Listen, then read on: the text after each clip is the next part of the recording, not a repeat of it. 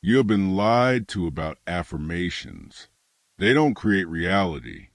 They reveal what you already believe.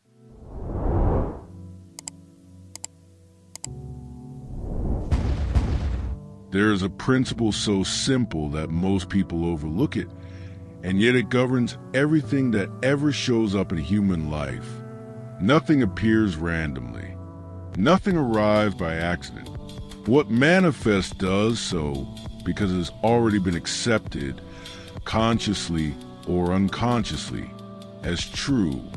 Long before anything becomes visible, it already exists as an accomplished fact in consciousness. What we call manifestation is not creation. It is recognition. It is agreement. It is permission. Scripture expresses this clearly. You decree a thing and it is established, not because words have magic, but because words reveal what you have already agreed to be true. This is why language matters. Not morally, mechanically. Every careless statement, every idle complaint, every joking remark about failure or lack is not neutral. It is a decree, and consciousness obeys decrees without emotion, preference, or judgment. Most people are not suffering because life is cruel. They are suffering because they are unaware of what they are consistently authorizing.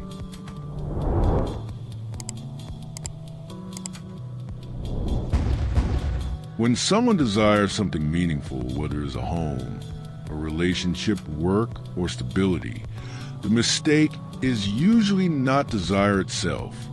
The mistake is demanding through limitation. The ego wants specifics because it fears uncertainty. But intelligence works through precision, not control. There is a difference between asking for something and insisting on the right version of that thing.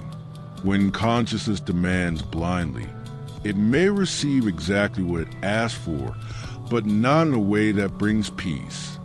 This is why intention must include harmony. When you demand, you do not beg.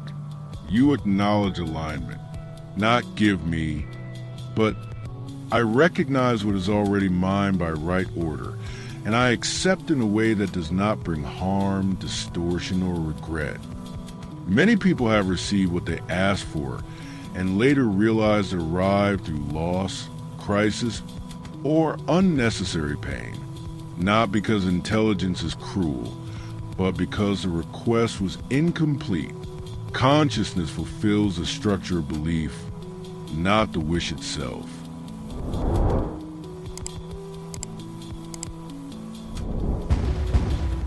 As awareness matures, the sense of what is possible expands. And here is an uncomfortable truth. You cannot receive more than you believe is possible for you. This is not punishment. It is capacity. People often limit themselves without realizing it. They demand cautiously. They aim low. They unconsciously negotiate with life, thinking that modest expectations will protect them from disappointment. But consciousness does not reward caution. It responds to conviction. There are countless examples of people receiving exactly what they asked for, only to later discover that more was available. The boundary was not external. It was internal.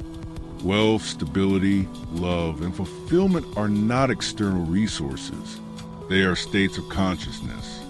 A person who feels abundant will behave, decide, and perceive differently. And life mirrors that state back, sometimes in ways that defy logic. This is why two people can encounter the same opportunity and walk away with entirely different outcomes.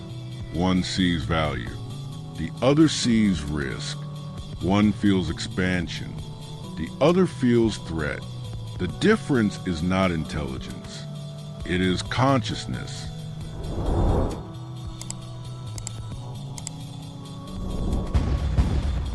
Every person carries within them a kind of internal gold, not talent, not luck, awareness.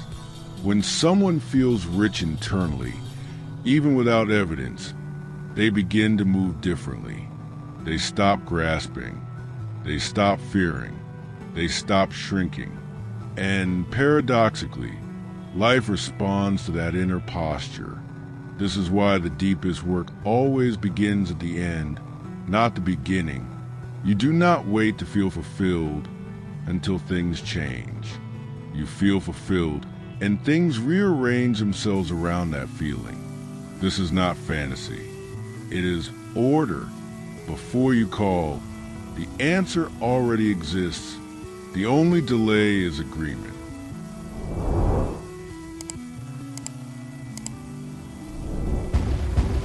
Affirmation, when understood properly, is not repetition.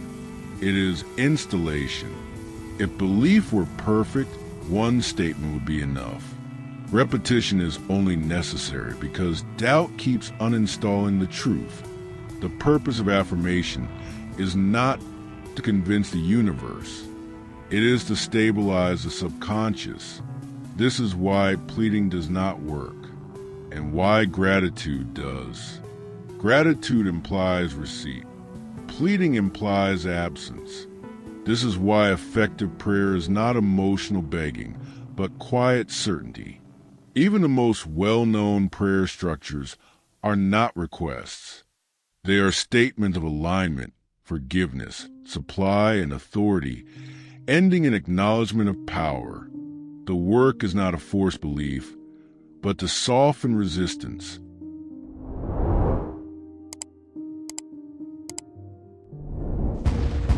Resistance is the real enemy, not circumstances. When resistance collapses, manifestation accelerates. This is why breakthroughs often come after exhaustion. The mind finally stops interfering. There are moments when intuition provides what reason never could. A small action, a subtle nudge, something that looks illogical to the rational mind, but carries a deep internal resonance. This is what active faith looks like, not recklessness, responsiveness. When intuition moves, the disciplined student follows, not impulsively, but without hesitation. Faith is not believing without evidence. Faith is acting without fear.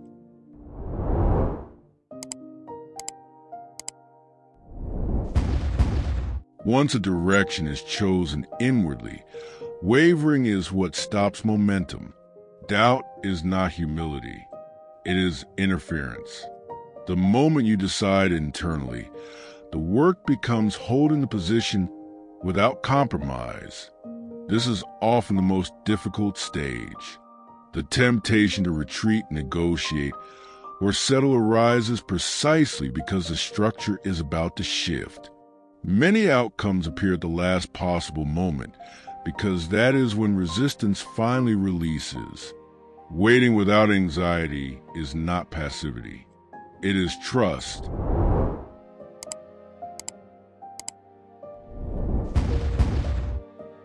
There's also a critical lesson in careless desire. Consciousness does not interpret tone. It interprets imagery. If someone consistently expresses frustration about something, even jokingly, the subconscious receives that frustration as instruction. It produces outcomes that match the emotional charge, not the logical intention. Two mental habits cause loss. One is depreciation. The other is fear of loss. Both create images that consciousness dutifully reproduces.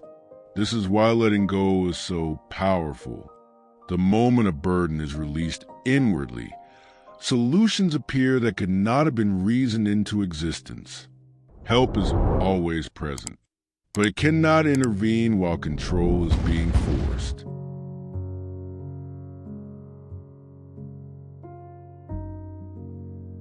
Denial, properly understood, is not rejection of reality. It is refusal to accept appearances as final truth. Affirmation is not pretending. It is aligning with a higher order. When denial clears a false picture and affirmation installs a true one, consciousness responds immediately. Distance and time are irrelevant at that level. There is no separation in mind.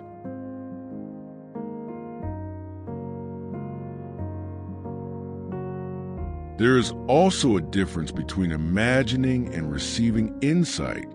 Mental imagery is constructed. Spiritual insight arrives. The disciplined student learns to listen for direction rather than invent outcomes. When desire aligns with higher order, false cravings dissolve naturally. At that point, life begins to reveal designs that far exceed the limits of personal planning. Many people aim small because they do not realize what is possible. They plan for survival when fulfillment is available. Intelligence does not think in fragments. It thinks in wholes.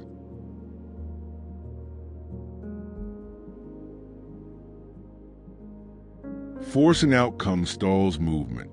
Trust accelerates it. When alignment is real, action feels natural, not strained. Waiting becomes peaceful. Timing reveals itself. There are moments when supply appears in ways that defy explanation. Whether this is coincidence or deeper law does not matter. What matters is that consciousness responds when resistance is absent. Eventually, thought itself becomes creative. Word becomes substance. Intention becomes form. This is not mystical fantasy. It is mastery.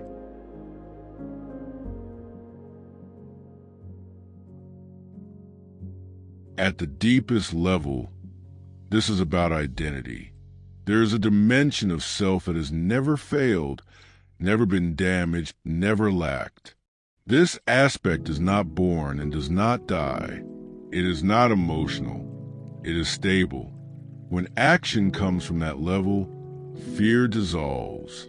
Truth, when recognized, liberates automatically. The goal is not control, domination, or escape. The goal is alignment, fearless trust, non-resistance, love without condition. When thought is disciplined, life reflects harmony. When consciousness is renewed, experience follows. This is how heaven is brought into form. Quietly, lawfully, inevitably,